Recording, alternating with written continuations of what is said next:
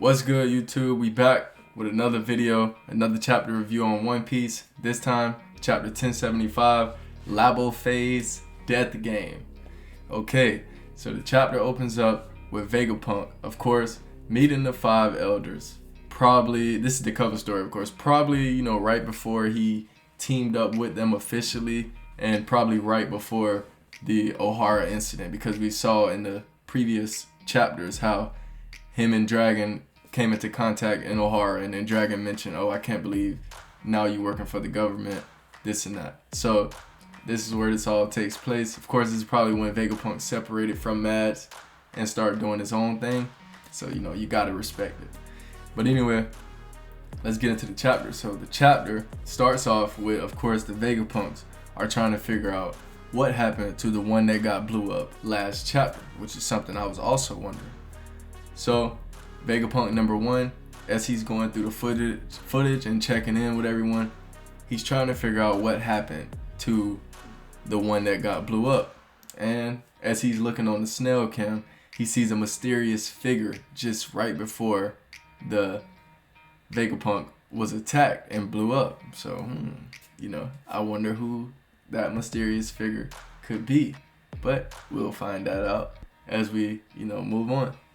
So, of course, the comms are down, so they have no communication with each other at all right now. So they can't communicate, they can't tell each other what's going on. So it's like everyone is in the blind. Whatever situation you're dealing with currently in the lab is basically on you and the group around you, because they can't communicate with each other. They can't even get in contact with each other.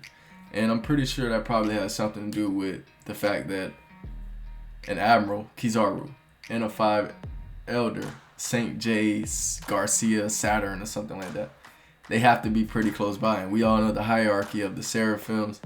It goes Vegapunk, and then above Vegapunk is the 5 elders. So the only one that could go against Vegapunk's orders to stand down and, listen is, of course, the 5 elders. So that gives me reason to believe the 5 elders are potentially behind this, trying to just erase anything, because we find out these Seraphims are taking all names, bro.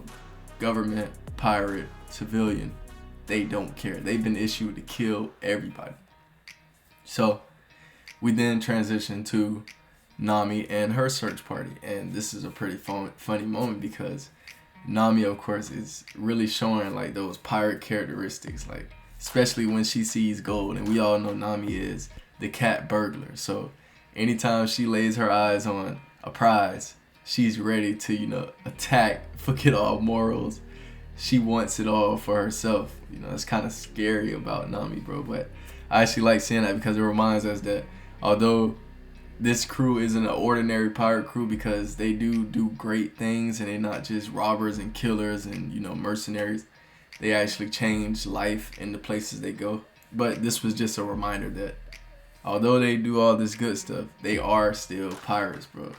And I thought that was funny, because as soon as Nami got those jewels, like, bro, forget Vegapunk, forget the search party, forget all of it. She like, okay, good. I got what I needed. Let's pack up.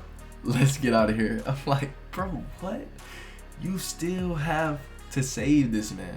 Like, come on. So, of course, we just continue to see how much technology and how futuristic this island is, bro. This island, they can manufacture and create their own diamonds. So already Nami's gears are turning, like she just sees dollar signs, like, oh my god, unlimited supply of diamonds, I'm gonna be rich forever. It's just funny to see, bro. And then we find out they can also create like artificial organs. Like, bro, what? This is the piracy era. Like, I know that brain fruit is crazy, but I never thought it would be this crazy, to where Vegapunk can make clones. He can clone devil fruits. He can create artificial organs. They can make artificial diamonds. Like, bro, what can't they do? Even the Vegapunks themselves can basically change their physical appearance at will, bro. So that's just like, that's pretty dope. So anyway, after that, we transition back to Shaka. As we all know, Shaka is the Vegapunk number 1, the one that looks like Daft Punk. He's the one that looks like Daft Punk, with the helmet and everything. The smartest one, the good one. And so he's watching the monitors, and as he's watching the monitors, he just sees every camera is getting took out as soon as he can lay eyes on it. So clearly, bro, it's something going on right now. Like, something is up and it's about to go down, bro. So just be ready, because I got a feeling that this is about to get crazy. And then we transition back to Sanji and his team. And this is also funny because it's like you get to see their true nature, bro. Nami's true nature with her jewels and gold and everything. And then, of course, Sanji's nature with the women, bro. This man is on Stella like crazy, like can't even walk straight. Asking her like, let me be your dog. Like, bro, what? That's Sanji for you. Can't even function, can't do anything. Meanwhile, he's with Jinbei, who's like so, poised and always like trying to do the right thing and not get distracted by stuff like this. And then you got Sanji just going crazy. But it's actually funny because you see Stella like kind of eating it up, like calling him names and stuff, like talking to him in that little sweet voice. So, bro, he's not letting nothing happen to her, bro. Like, we might see Sanji go Super Saiyan again, like when he went Super Saiyan for Nami. Then we also see that Usopp and his team are also searching. Usopp, Frankie, the big one, the other Vegapunk, the crazy one. And, they're just, like I mentioned, it's just like this island is just a futuristic island, bro. Just beaming with futuristic tech.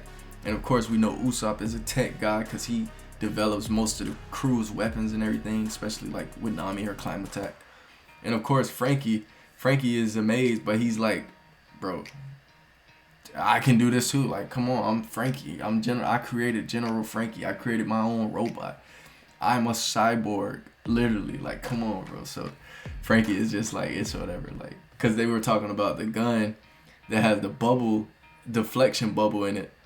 And like, bro, come on, bro. This is just the time for Usopp to get rid of that slingshot, pick up one of these futuristic guns, and turn into your father, bro.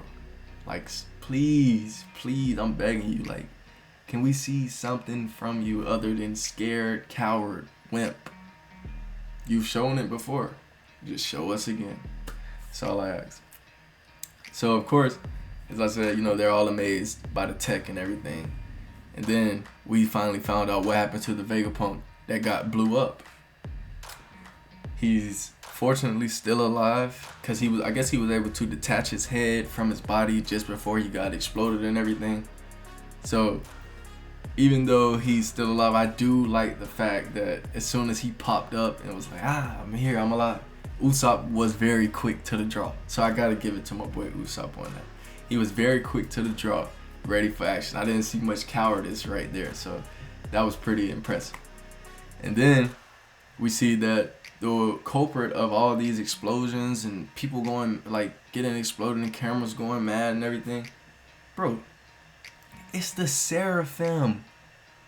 These Seraphim are going wild, like not even listening to anything. And supposedly they're so powerful, like the pinnacle of humanity, the pinnacle of, creations or whatever, that, bro, not even the crew can take them out. Come on, bro. This crew right here in present time, right now, this crew can't take out a Seraphim. I refuse to believe that. Even when Frankie was like, bro, like, we got to do something about this. Like, yo, she's exploding everything. She's trying to kill us. We cannot just let this happen. We got to fight back. That's when he gets that, like, oh, they're too strong.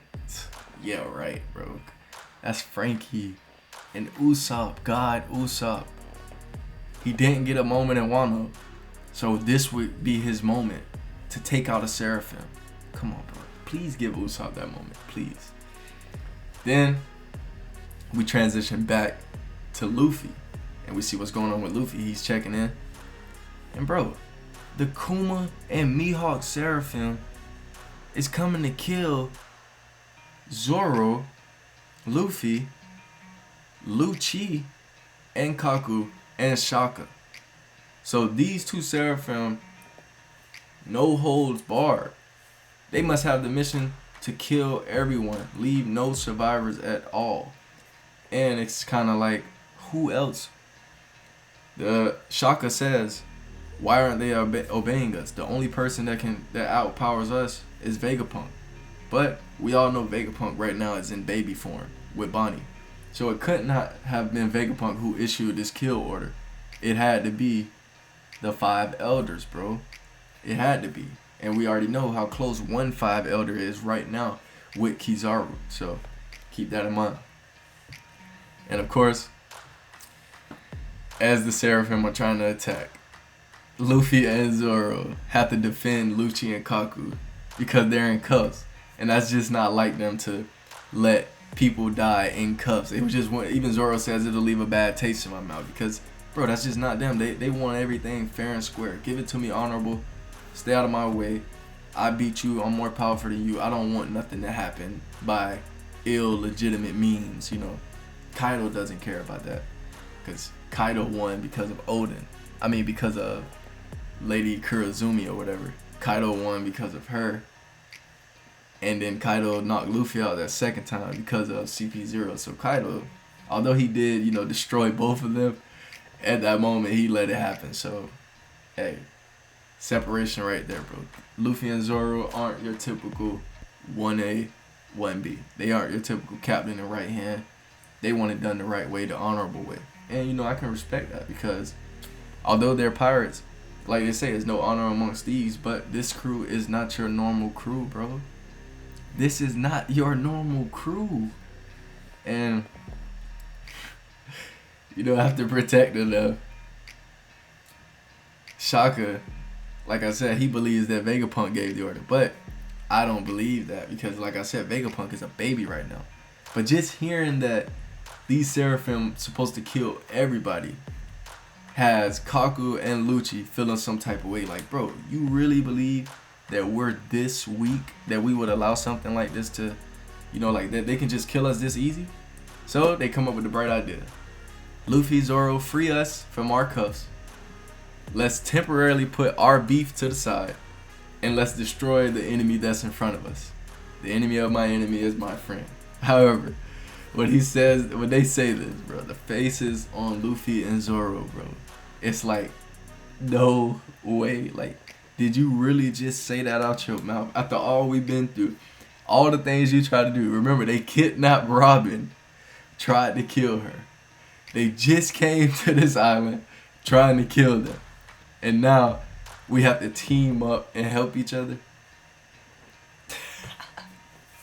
It's kind of like that Garp and Gold Roger situation. Only the enemy was 10 times worse. So you can't really compare it to that. But it will be cool to see like their old enemies teaming up, fighting. Because bro, you know we're going to get some crazy combo moves. Luffy and Kaku both use like slicing moves. So you know whatever move they combine is going to be crazy. Then Luffy and Lucci are just, they both just beasts, bro. So just picture both of them moving, coming to get you. Who can really escape from Lucci and Luffy?